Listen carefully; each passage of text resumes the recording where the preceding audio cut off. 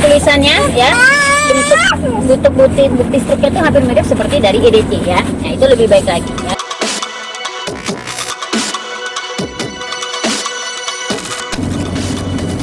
Assalamualaikum warahmatullahi wabarakatuh.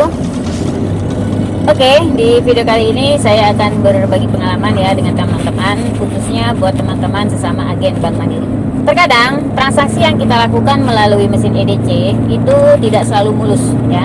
Beberapa kali saya mengalami kendala ya, berupa yaitu di layar monitor menunjukkan tulisan transaction deadline ya, atau kalau dalam bahasa Indonesia itu artinya transaksi ditolak.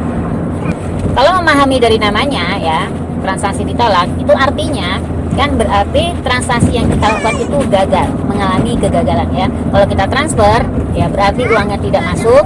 Kalau kita melakukan transaksi pembayaran listrik, pembayaran BPJS, iuran dan lain-lain, berarti pembayarannya gagal, tidak berhasil. Atau kalau kita melakukan penarikan tunai, artinya penarikan tunai tidak berhasil ya, seperti itu ya. Kalau kita memahami dari arti tulisan transaction deadline. Lalu apa yang harus dilakukan bila kita mengalami hal seperti itu ya? Apakah kita langsung melakukan transaksi ulang ya, karena kita tahu transaksi itu ditolak atau transaksi itu gagal, terus kita kemudian kembali melakukan transaksi lagi? Apakah seperti itu? Ya, saran saya ya, kalau kita mengalami hal seperti itu, kita jangan langsung melakukan transaksi ulang ya.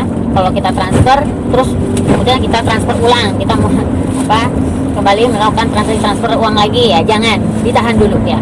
Karena memang kemungkinannya itu bisa saja transaksi itu gagal, tapi kemungkinan juga transaksi itu berhasil, hanya gagal cetak struknya ya. Kalau transaksi transfer, kalau transaksi pembayaran ya, kita deadline itu kemungkinan kalau memang itu berhasil nggak akan mungkin bisa diulang lagi ya. Itu secara sistem, misalnya kita melakukan pembayaran listrik atau telepon, tulisannya deadline padahal berhasil ya, biasanya untuk melakukan transaksi yang kedua biasanya ya tetap tidak bisa karena memang sudah berhasil. Tapi kalau transfer, nah bahayanya itu di sini. Kalau transfer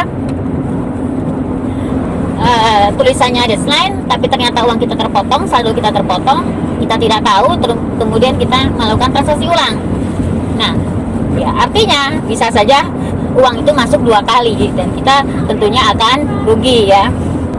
Nah untuk itu saran saya untuk para agen mandiri itu supaya mengaktifkan mandiri online-nya ya. Jadi kalau kita bertransaksi di EDC kemudian mengalami kendala seperti itu, transaksi ditolak ya, kita jangan langsung melakukan transaksi ulang, tapi kita buka mandiri online-nya, kita lihat mutasi apakah di situ transaksi berhasil atau gagal ya.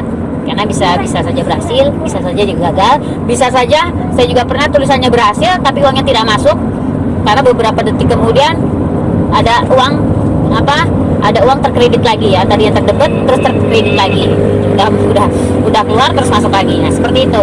Nah, makanya perlu buat kita para agen mandiri menggunakan atau mengaktifkan mandiri online-nya ya. Jadi untuk mengetahui kalau terjadi kendala dengan transaksi di EDC, kita bisa lihat mutasi di mandiri online ya, seperti itu.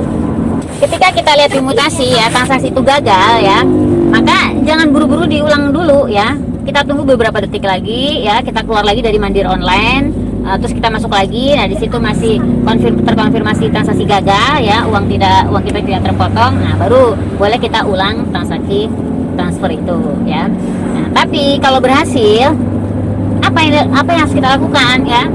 Di situ kan sudah pasti struk bukti transaksi tidak tercetak, sedangkan uang kita terpotong. Lalu apa yang harus kita lakukan? Ya, yang kita lakukan adalah ya kita bikin bukti transaksinya secara manual ya. Kalau misalnya kita punya perangkat komputer, bisa kita ketik di komputer, bisa kita print. Kalau kita punya printer Bluetooth ya bisa kita menggunakan printer Bluetooth ya. Karena dengan menggunakan printer Bluetooth tulisannya ya, bentuk bukti struknya itu hampir mirip seperti dari EDC ya. Nah itu lebih baik lagi ya. Tapi bila memang semuanya tidak ada ya, kita bisa menulis dengan kertas secara manual ya.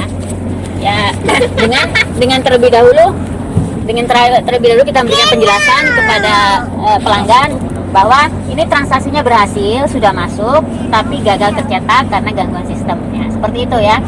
Ya, jadi kita beri penjelasan dulu kepada pelanggan, nah baru kita beri buktinya ya.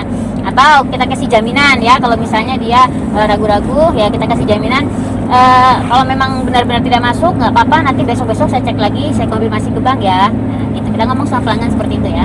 Ya Pak, Bu, kalau memang sampai besok ternyata uang tidak jadi masuk, nah, bisa kembali lagi ke sini, nanti saya akan konfirmasi ke bank ya, seperti itu ya.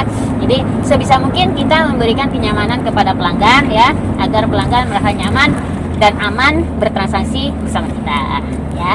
Bahkan ada pelanggan yang ya, beberapa pelanggan ya yang seringkali mereka tidak membutuhkan bukti transaksi. Nah, kalau kita bertemu dengan pelanggan seperti itu, tentu ya hal yang sangat mudah ya. Mereka tidak butuh stroke, tapi uang sudah masuk, ya sudah, berarti tidak ada masalah.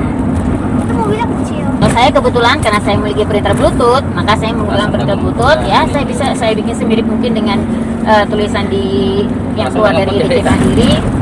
Nah, sehingga ya diharapkan pelanggan akan lebih nyaman dengan bukti yang bentuknya mirip seperti keluar dari mesin IDC. Oke, seperti itu ya pengalaman saya. Salah satu pengalaman saya menjadi agen Bank Mandiri ya. Bila ada pertanyaan silakan tulis di kolom komentar. Bila Anda berkenan dengan video-video yang ada di channel YouTube ini, silakan subscribe channel YouTube ini dan jangan lupa untuk menekan tombol loncengnya. Oke, salam sejahtera selalu. Terima kasih. Wassalamualaikum warahmatullahi wabarakatuh. Bye bye. Bye bye.